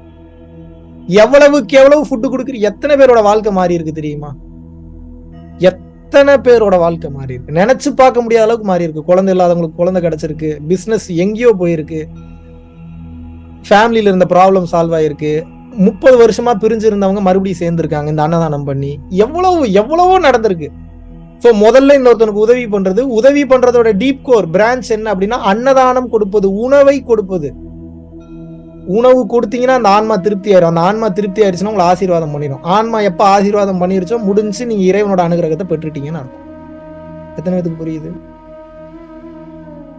சரி பாப்ப இந்த தவம்லாம் என்ன அப்படின்னு வந்து கேட்டீங்கன்னா, இது நல்லது பண்ணி இறைநிலைக்கு போறது. தவம் பண்ணும்போது என்ன ஆகும் அப்படின்னு வந்து கேட்டீங்கன்னா, வாண்டடா கரண்ட் கம்பியில கை வைக்கிற மாதிரி. விச் மீன்ஸ் என்னன்னா, உங்களை பாதிக்காதது எனர்ஜிய காஸ்மிக் ஆகாயத்துல இருந்து எனர்ஜியை உறிஞ்சு உங்க உடம்புல செலுத்தும் போது டைரக்டா உங்களது கர்ம வினைகள் அழியும். சோ ரெண்டையும் பண்ணணும், தவமும் பண்ணணும், தானமும் பண்ணணும். எப்போது தவமும் தானமும் உங்களுக்கு 2 கண்களாக இருக்கின்றதோ முடிஞ்சு நீங்க கடவுள் ஆயிட்டீங்கன்னு அர்த்தங்க. அவ்வளவுதாங்க. இதை தாண்டி கிளாஸே இல்லைங்க, முடிஞ்சுங்க. எவன் ஒருவன் தானமும் தவமும் 2 கண்களாக வைத்து செயல்படுகின்றானோ அவனை கெட்ட சக்திகள் நெருங்காது, பில்லி சூனியம் அண்டாது, கஷ்டங்கள் அவனை நெருங்காது. அப்படியே கஷ்டம் இருந்தாலும் அதெல்லாம் லேட்டாகி உங்களுக்கு நன்மையாக நடக்கும். ஏன்னா இத்தனை வருஷம் நீங்க பண்ண பாவம் எல்லாம் மாறுறதுக்கு கொஞ்சம் லேட் ஆகும். அது வரைக்கும் பாதை மாறிடாம தானம் தவம் 2 கண்களாக வைத்து நீங்கள் செயல்படும் போது உங்களது மொத்த வாழ்க்கையும் மாறும். செம்பு பட்டயத்துல எழுதி தரேன் நான், வச்சுக்கோங்க, பத்திரமா வச்சுக்கோங்க. வேற யாருக்கிட்டையும் இனிமேல் போய் வாழ்க்கையை பத்தி கேட்கணும்னு அவசியமே இல்லை. டிசைனா நல்லது நடக்கும் உங்களுக்கு. எப்படி நடக்கும்? டிசைனா இப்படி இல்லாம நல்லது நடக்கும் எதிர்பார்ப்பீங்க, அப்படியும் நடக்கும். ஏன்னா இதெல்லாம் நான் எதிர்பார்க்கவே இல்லையே, நடக்கும். இன்னும் இவரெல்லாம் வந்து ஹெல்ப் பண்றாரு, நடக்கும். இவங்களெல்லாம் நான் நினைச்சே பார்க்கல என் வாழ்க்கையில வருவாங்க, ஹெல்ப் பண்ணுவாங்க. ஏன்? அந்த ஏஞ்சல்ஸ் அவங்களுடைய மைண்ட்ல போய் மாத்தி விட்டுரும். இப்போ உங்களுக்கு ஒரு 100 கோடி ரூபாய் பணம் வேணும்னா என்ன வேணும்? 100 கோடி ரூபாய் பணம் வேணும், கொடுக்கணும்னு நினைக்கிறதுக்கு இன்னொருத்தனுக்கு மனசு வேணும், அவ்வளவுதானே? இப்ப 100 கோடி பணம் வச்சிருக்கவன் இந்த உலகத்துல இருப்பானா மாட்டானா? ஏதோ ஒரு ஏஞ்சல் போய் ஏதோ நல்ல விஷயத்துக்காக போராடிட்டு இருக்காண்டா, போய் அவனுக்கு ஹெல்ப் பண்ணுன்னு போய் ஏஞ்சல் போய் கனவுலயோ இல்ல காதுலயோ சொல்லிட்டு வந்துடும். அவன் தேடி வந்து கொடுத்துட்டு போயிடான், வச்சுக்கப்பான்னு. இப்ப இது ஈஸியா, நீங்க 100 கோடி சம்பாதிக்கிறது ஈஸியா? நான் இருக்கிறதுலே பெரிய சோம்பேறி, அதனாலதான் இருக்கிறதுல ஈஸியஸ்ட் வே கண்டுபிடிச்சு உங்களுக்கு சொல்லி கொடுத்துட்டேன். இதை விட ஈஸியஸ்ட் வே ஏதாவது இருந்ததுன்னா எனக்கு நீங்க சொல்லுங்க, நான் வேணா கத்துக்கிறேன். சீக்கிரம் உங்க வாழ்க்கை மாறுறதுக்கு. ஒரு மிக சிறந்த சோம்பேறியால் தான் மிக கஷ்டமான வேலைகளை எளிதாக முடிப்பது எப்படி என்பதை தெரிந்து கொள்ள முடியும். I am proud to be a சோம்பேறி, ஒன் ஆஃப் த பெஸ்ட் சோம்பேறி around the universe. I am so happy to say this. ஏன்? இவ்வளவு பெரிய சோம்பேறியா இருக்கிறதுனாலதான் இவ்வளவு பெரிய தத்துவத்தை எளிமையா என்னால புரிஞ்சுக்க முடிஞ்சு. Yes or no? நீங்க எப்ப சோம்பேறி ஆக போறீங்க? நான் ஆல்ரெடி சோம்பேறி தாங்கன்றீங்களா? இன்று உங்க வாழ்க்கையில நீங்க கத்துக்க வேண்டியது 2 விஷயம். தானம் அப்படின்னா என்ன? Helping others. தவம் இன்டர்னலி. தவம் என்பது இன்டர்னலி, தானம் என்பது எக்ஸ்டர்னலி. ஆனா எக்ஸ்டர்னலி நீங்க பண்ணக்கூடிய தானம் கூட இன்டர்னலி தான் வேலை செய்யும். ஆக மொத்த தானம் தவம் எது செஞ்சாலும் இன்டர்னலி வேலை செய்யும். எப்படி வேலை செய்யும், எங்க போய் எதை தொடுலாம் கேட்காதீங்க. தானம் செய்யும் போது சில பல சக்கராஸ் ஆக்டிவேட் ஆகும். ஒன்ஸ் ஆகாய சக்தி ஓபன் ஆயிடுச்சுன்னா பிரபஞ்சத்தை பத்தி நீங்க அப்புறம் பிரிச்சு மேய்வீங்க, நினைச்சு பார்க்க முடியாத ரகசியம் எல்லாம் பேசுவீங்க. இது நடக்க வேண்டும் என்றால் மொத்தத்துக்கும் ஒன்னே ஒண்ணுதான், அடுத்தவங்களை கேர் பண்ணுங்க. பொண்டாட்டி பிள்ளைங்களை மட்டும் கேர் பண்ணாதீங்க. பொண்டாட்டி பிள்ளைங்களை ஏன் கேர் பண்றீங்கன்னா கமிட்மெண்ட்ல வந்துட்டாங்க, அதனால கேர் பண்றீங்க. அப்படி பண்ணக்கூடாது. தன்னை போல் கவனி என்று வள்ளலார் சொல்கிறார். தன்னை போல் கவனினா என்ன? நீங்க எப்படி பிளேட்டை கழுவி சாப்பாடு டேஸ்டியா சாப்பிட்றீங்களோ, ஒரு மாட்டுக்கு ஒரு நாய்க்கு வைக்கும் போது கூட மண்ணுல போடாம ரோட்ல போடாம மண்ணை சாப்பிட்டுன்னு சொல்லி அதை டேக் கேர் பண்ணி அதுக்கு டேஸ்டான ஃபுட்டு கொடுத்துட்டீங்கன்னா இதுக்கு பேர் தான் தன்னை போல கவனிக்கிறது. இப்படி ஒவ்வொருத்தரையும் கவனிக்க ஆரம்பிச்சிட்டீங்கன்னா ஜெயிச்சிட்டீங்க. ஒரு நாளைக்கு 100 பேரை பாக்குறீங்க, 100 பேரையும் தன்னை போல கவனிக்க முடியாது. 100 பேர்ல ஒருத்தர் 2 பேரை கவனிச்சிட்டீங்கன்னா முடிஞ்சு, ஜெயிச்சிட்டீங்க. எத்தனை பேருக்கு புரியுது? வாழ்க்கை மாறணுமா? ஒரே வழிதான். யாரெல்லாம் உங்களை சுத்தி இருக்கிறாங்களோ சகட்டு மேனிக்கு போய் ஹெல்ப் பண்ணுங்க, முடிஞ்சு, வாழ்க்கை மாறிடும். எப்படி ஹெல்ப் பண்ணணும்லாம் கேட்க, அறிவை சொல்லுங்க, அட்வைஸ் பண்ணுங்க, ஹெல்ப் பண்ணுங்க, சப்போர்ட் பண்ணுங்க, பணம் கொடுங்க, பொருள் கொடுங்க. ஆனா உதவி பண்ணணும். பண்ணிடலாமா? பண்ண முடியுமா முடியாதா? ஒன் டே கிளாஸ்ல வந்தீங்கன்னா இதே கொஞ்சம் எலாபரேட்டடா பேசுவேன். மேட்ரு ஒண்ணுதான். என்ன? அடுத்தவனை கவனி, உன் வாழ்க்கை நல்லா இருக்கும். வீரம் படத்திலேயே எதுலயே தானே சொல்லுவாங்க, நம்மளை சுத்தி இருக்கிறவங்கள நம்ம சந்தோஷமா பார்த்துக்கிட்டா நம்ம மேல இருக்கிறவர் சந்தோஷமா பார்த்துப்பாரு. கேட்டிருக்கீங்களா இல்லையா? எவ்வளவு பெரிய ஞானத்துல எழுதியிருக்காங்க அந்த டயலாக். எப்பேற்பட்ட ஞானம்! உங்களை சுத்தி இருக்கிறவங்கள நீங்க சந்தோஷமா பாத்துங்க. நீங்க கேக்குறீங்கல்ல, என்ன ஒருத்தர் இப்படி பாத்துக்கணும், என்ன ஒருத்தர் இப்படி டேக் கேர் பண்ணிக்கணும், என்ன ஒருத்தர் இப்படி பேசணும், என்கிட்ட ஒருத்தர் இப்படி வந்து அணுகணும். இப்படி நீங்க எத்தனை பேர்த்திட்ட இருந்தீங்க நான் கேட்டா என்ன பதில் சொல்லுவீங்க? எங்க என்ன கொடுக்குறீங்களோ அதான் கிடைக்கும். நீங்களே கொடுக்கல, எப்படி கிடைக்கும்? புரியுதா நான் சொல்றது? எனக்கு ஏன் எதுவுமே கிடைக்கல? ஏன்னா எதுவுமே நான் கொடுக்கல, அதனால எதுவுமே எனக்கு கிடைக்கல. அப்ப இவ்வளவு நாள் கொடுத்தனே பத்தலன்னு அர்த்தம். இன்னும் எவ்வளவு நாள் கொடுக்கணும்? கேட்கவே கூடாது. அப்ப என்ன பண்ணணும்? கொடுத்துக்கிட்டே இரு. சரி, கொடுத்துக்கிட்டே இருக்கேன், கிடைக்கல அப்படின்னா கடவுள் மேல நம்பிக்கை இல்லைன்னு அர்த்தம். ஒருவேளை கிடைக்காம போச்சுனாலும் கொடு. ஆக மொத்தம் என்ன பண்ணும்? கொடு. யார்கிட்ட கொடுக்குற? பரம்பொருள் ஃபவுண்டேஷனுக்காக கொடுக்க சொல்றவங்கள, உங்க ஏரியால உங்களுக்கு தெரிஞ்சவங்களுக்கு உங்களால முடிஞ்ச அளவுக்கு போய் கொடுங்க. கொடுக்க கொடுக்க வாழ்க்கை சூப்பரா இருக்கும். சரியா பேசுறேன்னா இல்ல ஏதாவது தப்பா பேசுறேன்னா? இப்படியே உருன்னு பாக்குறீங்க, பேய பார்த்த மாதிரியே பார்த்துட்டு இருக்கீங்க. மாத்திரலாமா வாழ்க்கைய? ஒருவேளை சாப்பாட்டுக்கு வழி இல்லாம இருந்தவனே இறைவன் இன்னைக்கு ஸ்டார் ஹோட்டல்ல தங்க வச்சிருக்கிறாரு. என் வாழ்க்கை மாறி இருக்கு. உங்க வாழ்க்கை மாறுமா மாறாதா? ஸ்டார் ஹோட்டல்ல தங்குறது ஒரு பெரிய ஒரு மாற்றம்னு சொல்ல வரல. உங்களை பொறுத்த வரைக்கும் அது ஒரு பெரிய வளர்ச்சி, அப்படித்தானே? அதனால சொல்றேன். அதோட இறைவன் எனக்கு நிறைய கொடுத்துட்டாரு, என்னென்னமோ கொடுத்துட்டாரு. நீங்க நினைச்சு பார்க்க முடியாதெல்லாம் கொடுத்துட்டாரு. எதனால கொடுத்தாரு? தயவு கருணையில இருந்ததுனால கொடுத்தாரு, இல்லைன்னா கொடுத்துருக்க மாட்டார். கிளியர்? புரிஞ்சுதா நான் சொன்னது? இன்னும் நிறைய பேருக்கு உள்ள ஈகோ குத்துது போலயே தெரியுது, உங்க முகங்கள்ல தெரியுது. ஓ, இதுதான் மேட்ரான்றதே இப்பதான் புரியுதா? இவ்வளவுதான் மேட்ரு, இதை தாண்டி ஒரு மேட்ரும் கிடையாது. வேற எங்க போனீங்கன்னாலும் இதைத்தான் சொல்லி கொடுப்பான். பயிற்சி, முயற்சி, தவம், தானம் எல்லாம் ஒன்னதான் டீச் பண்ணுது. எல்லாரும் கடவுள்பா, எல்லாரையும் மதிச்சீங்கன்னா எல்லாத்துக்கிட்ட இருந்து சப்போர்ட் கிடைக்கும். எப்படி கிடைக்கும்லாம் தெரியாது, எப்படியாவது கிடைக்கும்.